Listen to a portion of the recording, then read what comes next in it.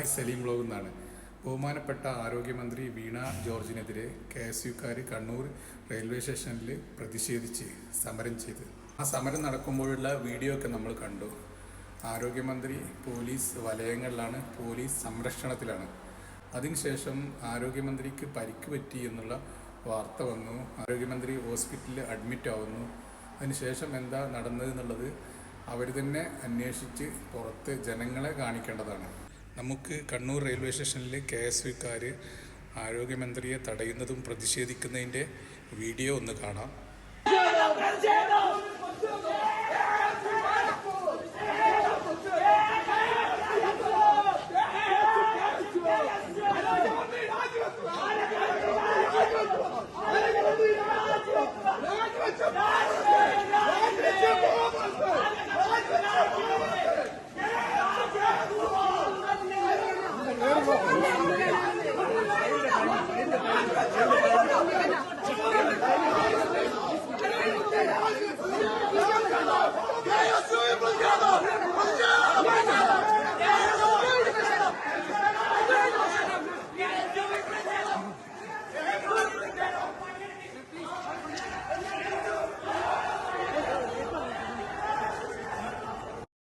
ഈ വീഡിയോയിലൊന്നും ബഹുമാനപ്പെട്ട ആരോഗ്യമന്ത്രിക്ക് പരിക്ക് പറ്റുന്നതായി നമുക്ക് എവിടെയും കാണാൻ പറ്റില്ല.